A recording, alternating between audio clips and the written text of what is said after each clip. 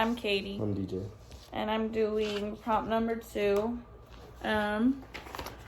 What was the Ludlow Massacre? It was a domestic massacre that occurred between the Colorado National Guard, the Colorado Fuel and Iron Company guards attacking a tent colony of 1,200 striking coal miners and their families in Ludlow, Colorado on April 20th, 1914. At first, the strikers believed the government had sent the National Guard to protect them. They soon discovered, though, that the militia was under orders to break the strike. On this day, 2 companies of guardsmen attacked the largest tent colony of strikers near the town of Ludlow, home of 1,000 men, women, and children. It occurred because the miners believed they weren't getting treated the way they deserved. The way they considered the strikers as criminals in the death special was not fair. The impact this massacre had on the American labor movement was huge. There was a lot of strikes that had gone on after that.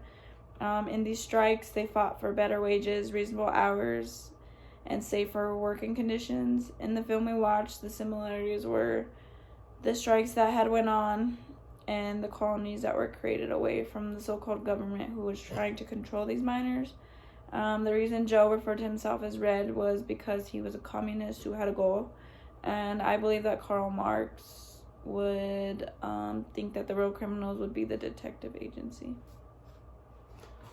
I did prompt number 3, and the first question was, according to the election reading, who is Niccolo Machiavelli and what kind of world did he live in? He was an Italian diplomat, politician, philosopher of the Renaissance period.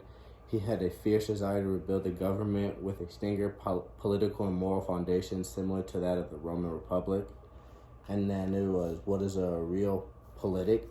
And then it's a system of politics or principles based on practical rather than moral ideological considerations. And then, why did Machiavelli argue that princes should never restrict their decisions on the basis of what they ought to do? And because he believed the only thing that matters is doing whatever is necessary to acquire and hold power. So his ideological philosophy would be whatever means necessary, he's trying to get it all. And no matter what, he needs it all. What was Machiavelli's view of the human nature? And from that perspective, why did people commit crimes? He said he believed that the only thing that matters is doing whatever is necessary. His opinion of human nature is eye-poppingly low. People are fundamentally self-interested and unreliable. He then went on to say, men are quick to change. Ruler when they imagine they can improve their lot. And then he also went on to say, there is such a gap between how people actually live and how they ought to live that anyone who declines to behave as people do is schooling himself for catastrophe. So that's what he thinks about crime. He just thinks that anyone who's trying to do things that are the right thing to do, everyone's just trying to just be perfect, they're just setting themselves up for a whole bunch of catastrophe in a life of crime. And then my next question was, in The Godfather, was Don DeVito Coraline, in what sense does he exemplify Machiavelli's vision of successful prince?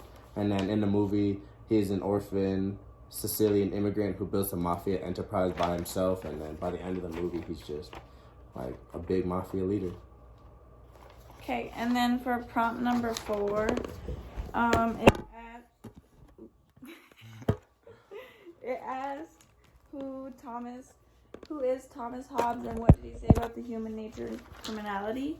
Thomas Hobbes was a political philosopher masterwork. His masterwork was the Leviathan.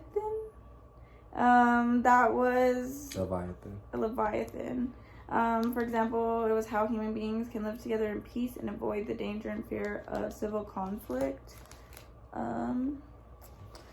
It says, how would you describe the condition of the society in which Tanya Harding and her family lived? Her environment had everything to do with her choices. For example, when her mother threw the knife at her. It's a pretty horrible environment to live in. How and why does Tanya run afoul of the law? She was wrongfully accused of being an accomplice to a crime she didn't have anything to do with. Is she to blame for the attack of Nancy? No. I don't think so. She was not to blame. She just wanted to give her a scare, and her husband's friend was the one that went forth by hurting her physically. She didn't deserve the ban or like the punishment. She shouldn't have been banned from the Olympics or like ice skating at all. Especially for forever. Yeah, maybe for like a small amount of time, but yeah. And then I think at the end of the movie, her demeanor was just, I think she was just accepted it all, and it was just like, man, my life is kind of terrible, so it is what it is. I got to deal with what I got to deal with, and I'm just going to be who I'm going to be, and no one's ever really going to change me, so. And she wouldn't change for anybody.